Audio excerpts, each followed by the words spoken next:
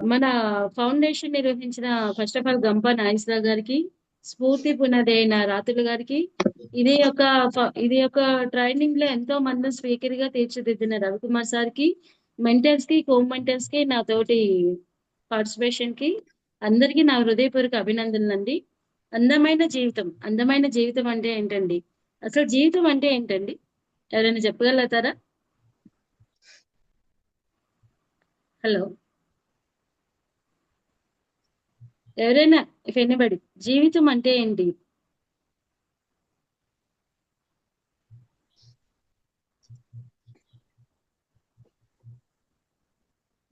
గోపాల్ గారు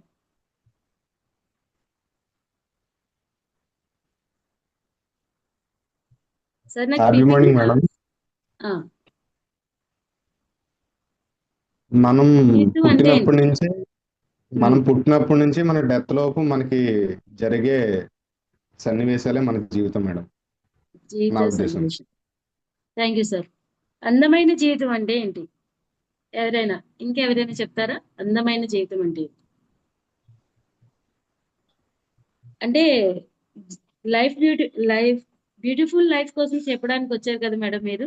మమ్మల్ని అడుగుతారంటే అంటే మనకి తెలిసింది ఏంటనే తెలియాలి కదండి. అందమైన జీవితం అంటే ఏంటి? అంటే డబ్బు, ధనము అవి ఉండడం అందమైనవా? రవి సార్, ఇది పీపీటీ రావట్లేదు మనకి.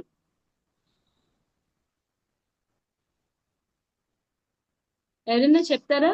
లక్ష్మి గారు.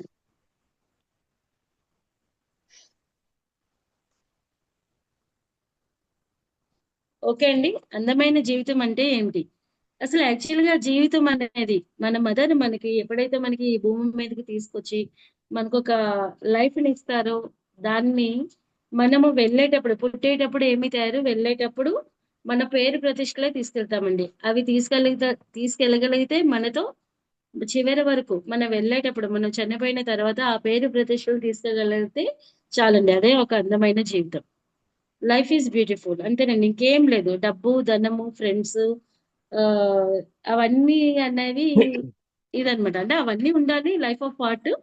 అయితే ఏంటంటే, ఆ సార్, రవి సార్, అది నాకు పీపీటీ చెప్తే.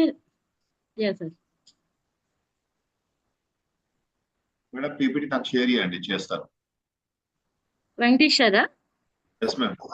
సార్, మీ నెంబర్ ఒక్క నిమిషం సార్. నేను మేడం చెప్పండి మేడం. సార్, ఇది పీపీటీ ఏం రావట్లేదు, కొటేషన్. పీపీటీ ఎవరికి షేర్ షేర్ చేయమనండి, జస్ట్ మన యా సార్, మొబైల్. ఒకసారి.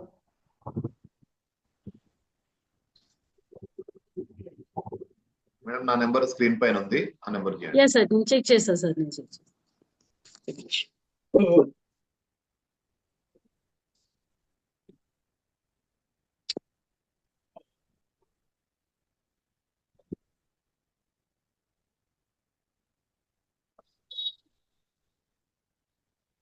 ఈ షేరింగ్ అన్ని ముందుగానే మనం వచ్చినప్పుడు చూసుకోవాలండి జనరల్లీ.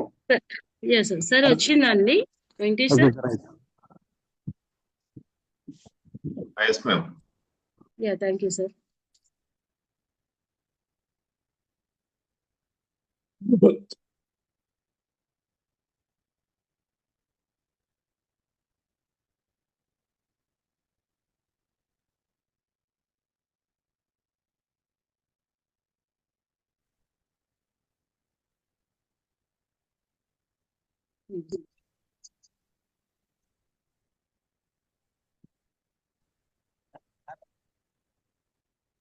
మేడం షేర్ అవుతుందా మ్యామ్?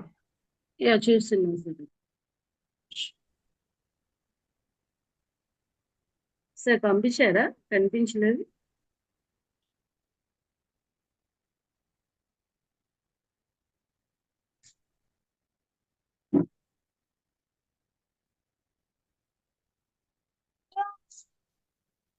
వస్తుంది సార్, స్క్రీన్ షేర్ అవుతుంది.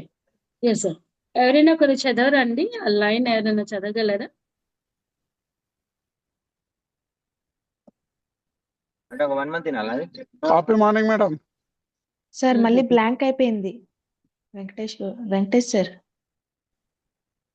మనం ఎక్కడ మాట్లాడాలి, ఎట్లా ఎట్లుందా?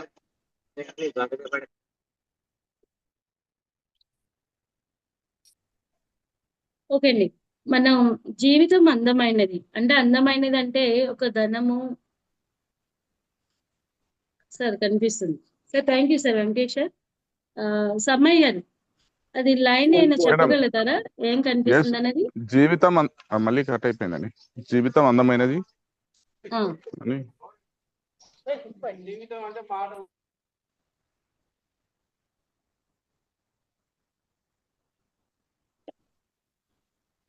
Okay madam. జీవితం అందమైనది మన జీవన ప్రయాణానికి అర్థం చెప్పే కథ.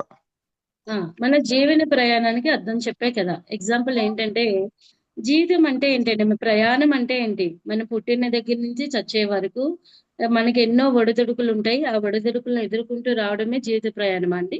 కాదండి. ఇప్పుడు ఫర్ ఎగ్జాంపుల్ ఒక ట్రైన్ లో ప్రయాణం చేసేటప్పుడు అక్కడ మనం ఒక 1 అవర్ జర్నీలోనే చాలా చూస్తూ ఉంటాం. ఎందుకంటే మన సరౌండింగ్ లో మనకు అనుకూలమైన మనుషులు ఉండాలి. మనకు అనుకోకుండా ఒక మనకంటే ప్రౌడ్ ఎక్కువగా విజయం సాధించే వాళ్ళు దొరకొచ్చు. లేదంటే మనకంటే తక్కువగా ఉన్న వాళ్ళు కూడా ఉండొచ్చు. మనకి ఇన్స్పిరేషన్ ఉండొచ్చు, డిస్కరేజ్ చేసే వాళ్ళు ఉండొచ్చు, చాలా మంది ఉంటారండి. ఆ ఒక 1 అవర్ జర్నీలో మనం వాళ్ళందరితో కలిసి చేస్తూ హ్యాపీగా అంటే వాళ్ళకి రిలేటెడ్ గా మనకు అనుకూలంగా ఉండేలాగా చూస్తూ మనం ఏదైతే స్టేజ్ ఎక్కామో మన దిగే స్టేజ్ మన స్టేషన్ వచ్చే వరకు నడవగలిగితే అదొక ప్రయాణం అండి. మన లైఫ్ కూడా అంతే. మన లైఫ్ లో కూడా అలాగే అనేక రకాలమైన ఒడిదుడుకులు ఉంటాయి. హ్యాపీ, ఆనందం, ఆరోగ్యం ఇవన్నీ మన లైఫ్ లో వన్ ఆఫ్ ద పార్ట్ అండి. ఇవన్నీ మనం ఏంటంటే ఎదుర్కొంటూ మనం వెళ్ళేటప్పుడు ఏం తీసుకెళ్ళాలి, మనం ఒక నేమ్ తీసుకెళ్ళైతే చాలండి. ఇది ఒక ప్రయాణం. అయితే నేను చిన్న ఎగ్జాంపుల్ ఒక చిన్న స్టోరీ చెప్తానండి. హలో సార్ వినిపిస్తుందండి? వినిపిస్తుంది madam. Yeah yes okay. Madam, నేను ఒక వినిపిస్తుంది. చిన్న స్టోరీ చెప్తానండి. ఒక పిల్లవాడు తన స్కూల్ నుంచి వచ్చేటప్పుడు తన కాళ్ళు చెప్పులు తెగిపోయాయని ఇంటికి వచ్చిన తర్వాత వాళ్ళ అమ్మతో మారం చేస్తున్నాడు. అమ్మ నాకు ఈ చెప్పులు కావాలి, నాకు ఇప్పుడే కొనంటే, లేదు నాన్న రేపు స్కూల్కి వెళ్ళేటప్పటికి నేను అరేంజ్ చేస్తానంటే, లేదు లేదు మా నాకు ఇప్పుడే కావాలి, ఇప్పుడే కొనాలి అని మారం చేశారు. సరే వాళ్ళ అమ్మగారు వాళ్ళ యొక్క పని ఆపుకొని తీసుకొని వెళ్తారు.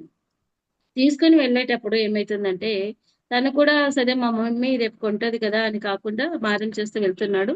వెళ్ళే మార్గ మధ్యంలో ఇంకొక పిల్లవాడికి 2 కాళ్ళు లేకుండా చాలా ఇబ్బంది పడుతూ కనిపిస్తాడండి.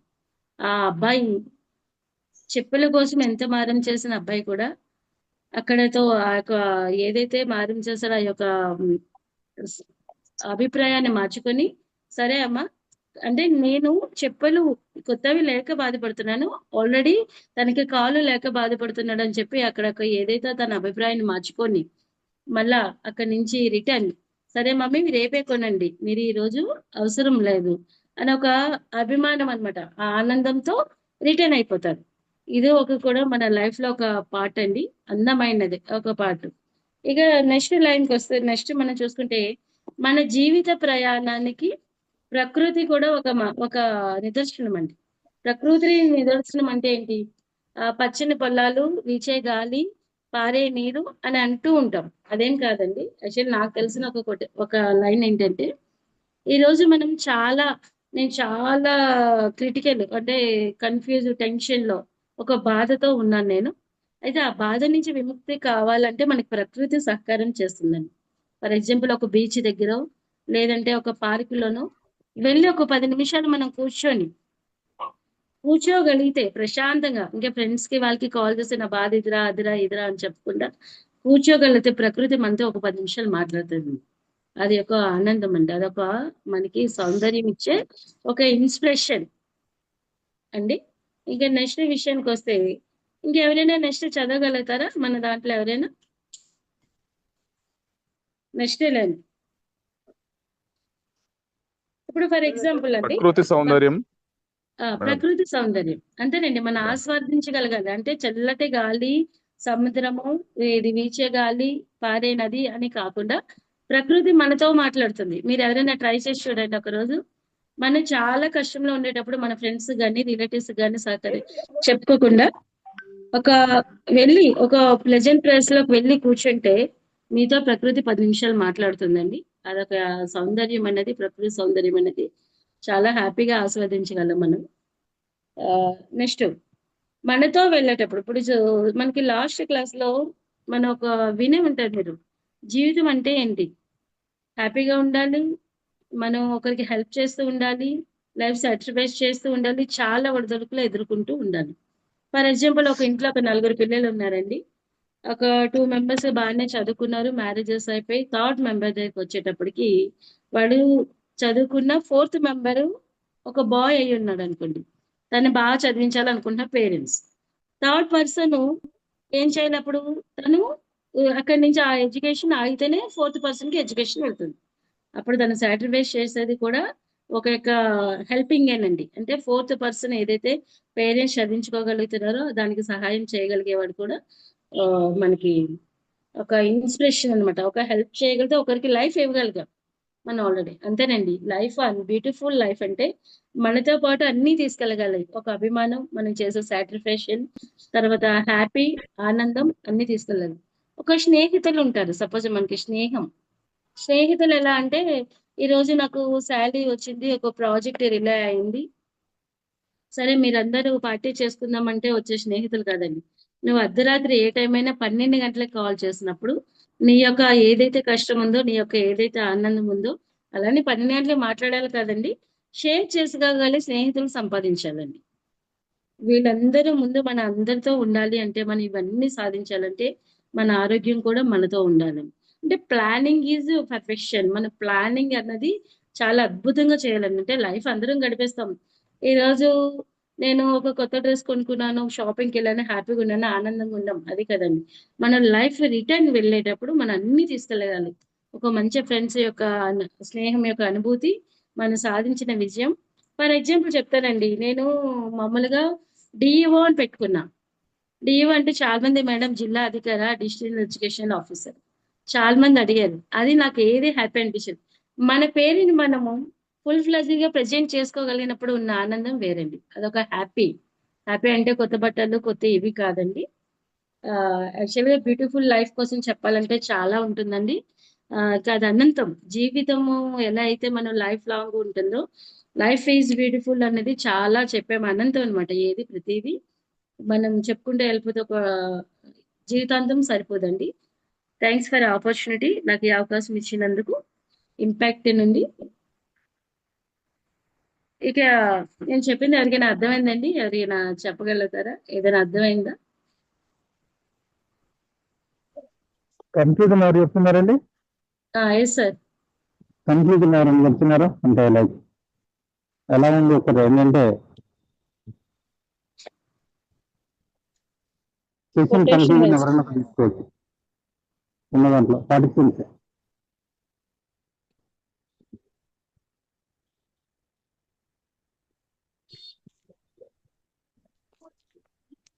హలో లక్ష్మి ఎవరు గారు. కదా? Okay okay. నేను చెప్పనా సార్? బాలస్వామి సార్. చెప్పండి సార్. ఓకే. అందమైన జీవితం గురించి మేడం దేవి గారు చాలా బాగా చెప్పారండి. అంటే మనం జన్మించిన నుంచి మరణించే వరకు మన జీవితంలో జరిగిన మధురానుభూతులను మన జీవితానంతరం ఏదైతే అందరు చర్చించుకుంటారో, పంచుకుంటారో అదే నిజమైన అందమైన జీవితం అని. దాంతోపాటు ఆ మనకు సమయానికి ఆదరించే స్నేహితులతో పాటు మంచి కుటుంబం ఉండాలని కూడా మరి చెప్పారు. మంచి హ్యాబిట్స్ గురించి, అంటే మంచి డ్రెస్సింగ్, ప్రకృతి అన్నింటికన్నా మించి ప్రకృతితో మాట్లాడాలి, ప్రకృతితో మమేకం కావాలనే మాట కూడా వాడు చెప్పడం జరిగింది. Congratulation and thank you madam. First attempt లో మమ్మల్ని ఆలోచింపజేసే, ఆనందింపజేసే మంచి సబ్జెక్ట్ షేర్ చేసుకొని మాతో చేసినందుకు థ్యాంక్ యూ అండి. Thank you sir. Thank you. ఇంకెవరైనా? యాక్చువల్గా నాకు అవకాశం ఇచ్చినందుకు, నన్ను ఒక మోటివ్, నేను చాలా హ్యాపీ ఫీల్ అయ్యానండి. అంటే నేను ఒక క్వశ్చన్ అడగలుగుతున్నానండి, ఎవరైనా చెప్తారా? ఎవరైనా ఆన్సర్ చేయడానికి రెడీగా ఉన్నారా? ఇఫ్ ఎనీవన్, అంటే జనరల్ నాలెడ్జ్ క్వశ్చన్ అడగనండి, నాకు తెలిసిన క్వశ్చన్ అడగాలనుకున్నా ఎవరైనా ఉన్నారా రెడీగా చెప్పడానికి? క్వశ్చన్ అడిగాక చెప్తారంటారా? యాక్చువల్లీ స్పీకర్ అంటే ఏంటండి? స్పీకర్ ఎక్కడ ప్రెజెంట్ చేస్తే స్పీకర్ అవుతారు? ఎవరైనా చెప్తారా అండి? If anyone. అంటే నాకు నేమ్స్ కొంచెం ఐడియా లేదు ఎవరేంటి అన్నది. బాలసం ఎవరైనా సార్ చేశారు. బాలసం సార్. సార్ క్లాసు చాలా చక్కగా వివరించారు మేడం. అందమైన జీవితం. Thank you sir. మీరు మొదటిసారి ఈ క్లాస్ ఇస్తున్నప్పుడు కూడా చాలా దాన్ని నిర్వచనాలతో పిపిటీలతో చాలా చక్కగా వివరించారు. అందమైన జీవితం అనేది అక్కడ ప్రకృతిని ఆహ్వానింపజేశారు. అందమైన జీవితం అంటే మన సంతోషంగా ఉండడమే అందమైన జీవితం కాదు, దాన్ని అని కొన్ని మార్పులతో కొన్ని చక్కగా వివరించారు మేడం. ఇంకా మీరు ముందు ముందు ఇంకా మంచి స్పీకర్ గా కొనసాగాలని ఆల్ ది బెస్ట్ చెప్తున్నాను మేడం. సార్ నా ప్రశ్నకు సమాధానం చెప్పగలరా? ఈ ప్రశ్న కోసం ఆలోచించండి మేడం. కొంచెం ఆలోచించండి. అంటే యాక్చువల్గా స్పీకర్ అంటే ఎవరు? స్పీకర్ ఎక్కడ మాట్లాడితే స్పీకర్ అవుతాడు? ఎవరైనా చెప్పొచ్చు. అంటే ఇక్కడ నేను కూడా వన్ ఆఫ్ ద పార్టిసిపేషనే కదండి నాకు కలిగిందంటే, మనం ఒకరితో ఒకరు మాట్లాడుకోవడం వల్ల కొన్ని ఫ్యూ థింగ్స్ వస్తాయని నా ఆలోచన అంతే. సరేనండి. స్పీకర్ అంటే ఎక్కడైనా మాట్లాడగలగాలి. ఎక్కడైనా అంటే ఇప్పుడు ఒక కాలేజ్‌లోనే లేదంటే ఒక పెద్ద ఆర్గనైజర్ సెక్షన్‌లోనే అని కాదండి. ఇప్పుడు ఫర్ ఎగ్జాంపుల్ ఎక్కడైనా మాట్లాడగలం. ఇప్పుడు మనం వాకింగ్‌కి వెళ్తాం. ఎవరైనా ఒక కొంచెం కాన్సెప్ట్ అడుగుతారు. అది మనం చెప్పగలగాలి. ఏదైనా ఒక ప్లే గ్రౌండ్‌లో ఒక స్పోర్ట్స్ కోసమో లేదంటే ఇంకేమైనా వాళ్ళ లైఫ్ కోసమో ప్రతిదీ చెప్పగలగడం. చాలా మంది అంటారు ఒక సాఫ్ట్‌వేర్ కంపెనీలో ప్రెజెంట్ చేస్తేనే స్పీకర్ కదండి. స్పీకర్ ఎక్కడైనా స్పీకరే. ఎక్కడైనా తన కాన్ఫిడెంట్ లెవెల్‌తో మాట్లాడగలిగేవాడు స్పీకర్. ఇది నా అభిప్రాయం అండి. ఇంకెవరైనా వేరే అభిప్రాయం ఉంటే చెప్పొచ్చు. ఎందుకంటే నాకు కూడా ఒక థింగ్ కొత్తది తెలుస్తుంది. మనతో పాటు మిగతా వాళ్ళకి కూడా తెలుస్తుందని ఈ క్వశ్చన్ అడిగానండి. If anyone.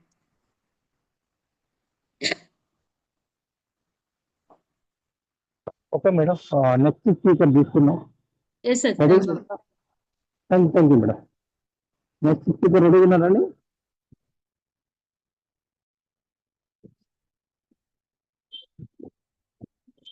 హలో,